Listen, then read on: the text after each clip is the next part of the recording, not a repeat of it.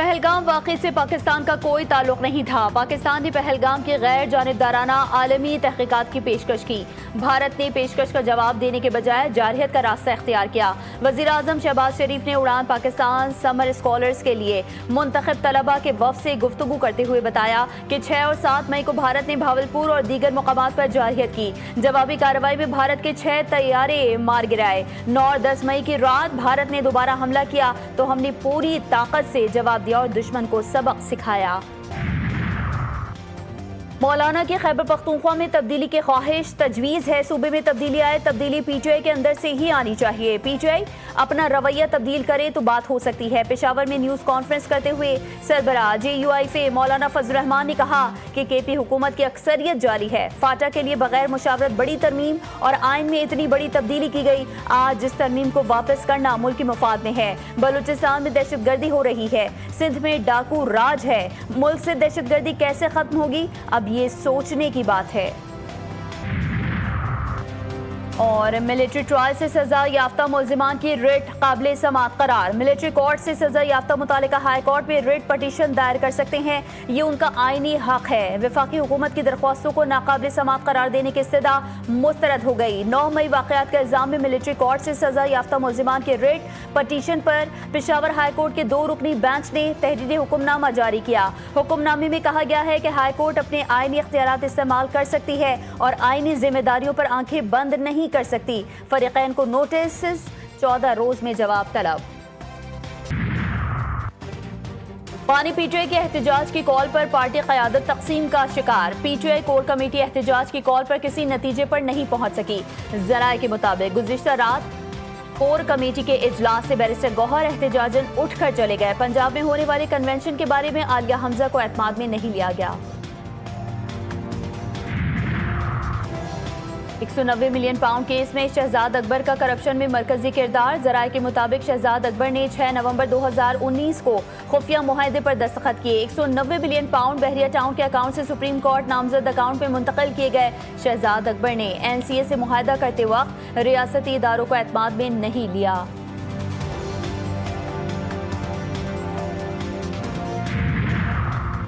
Punjab assembly میں opposition کے معطل ارکان کے خلاف ریفرنس، حکومتی مذاکراتی کمیٹی تشکیل۔ مجتبیٰ شجاع الرحمان، سلمان رفیق، رانا ارشد، سمیع اللہ اور احمد اقبال شامل۔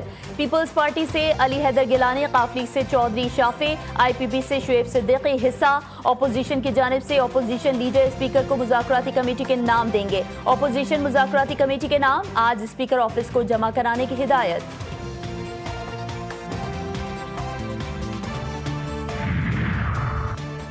چیف جسٹس یحییٰ آفریدی کی زیر صدارت سپریم جوڈیشل کونسل کا اہم اجلاس، اعلامیہ جاری۔ ججز کے خلاف شکایات نمٹانے کے بعد نام پبلک کرنے کی تجویز زیر بحث آئی، جسے کونسل نے مسترد کر دیا۔ نمٹائے گئے کیسز میں ججز کے نام ظاہر نہ کرنے کا فیصلہ۔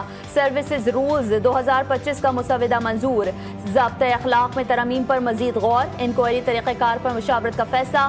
آرٹیکل 209 کے تحت 24 شکایات کا جائزہ، 19 خارج، 5 مؤخر کر دی گئیں۔ اجلاس میں ججز کی کارکردگی کا جائزہ بھی لیا گیا۔ وزارت خزانہ کی چونکا دینے والی رپورٹ جاری۔ 15 ریاستی اداروں کا مجموعی خسارہ 59 کھرب روپے سے تجاوز کر گیا۔ نیشنل ہائی وے اتھارٹی سب سے زیادہ خسارے میں۔ گردشی قرضہ 49 کھرب کی سطح پر پہنچ گیا۔ صرف بجلی کے شعبے میں 24 کھرب کا قرض ماہرین نے معیشت کے لیے سنگین خطرے کی گھنٹی قرار دے دیا۔ مالیاتی اصلاحات اور ادارہ جاتی احتساب کا مطالبہ زور پکڑنے لگا۔ ملک کے مختلف حصوں میں بارش کا زور، رحیم یار خان، ہارون آباد اور ملتان میں برسات، تونسا شریف اور کروڑ لال عیسن میں طوفانی بارشیں، کوہ سلیمان سے آنے والی سیلابی ریلوں سے سنگھر سمیت متعدد برساتی نالے بھر گئے۔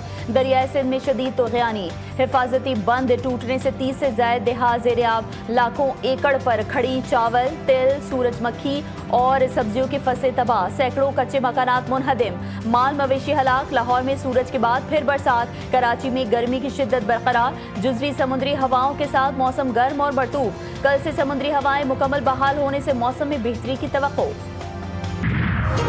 صحرائے چولستان میں موسلادھار بارش سے جل تھل ایک ہو گیا۔ برسوں بعد ٹوبے اور قدرتی تالاب پانی سے لبریز۔ बंजर और खुश्क जमीन ने सब्ज चादर ओढ़ ली, 400 हरियाली और खुशबू का राज। खुश्क साली के मारे चोलिस्तानी बाशिंदों के चेहरे खुशी से खिल उठे। नकल मकानी करने वाले अफराद भी अपने आबाई इलाकों को लौटने लगे। वीरान चोलिस्तान एक बार फिर जिंदगी से भर गया।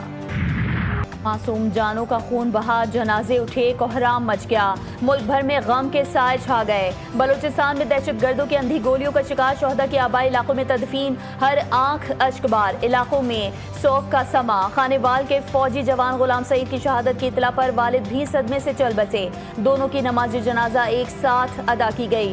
बाप को कांधा देने के लिए आने वाले लोधरा के रिहायशी दो भाई जाबिर और उस्मान की भी वालिद के साथ ही नमाज जनाजा अदा। मुजफ्फरगढ़ के रिहायशी आसिफ ने 3 माह कबल ही सर पर सहरा सजाया। नई नवेली दुल्हन का सुहाग उजड़ गया। दुबई से आया गुजरात का रिहायशी बिलावल दोस्तों की मुलाकात के दौरान दहशतगर्दी का निशाना बन गया।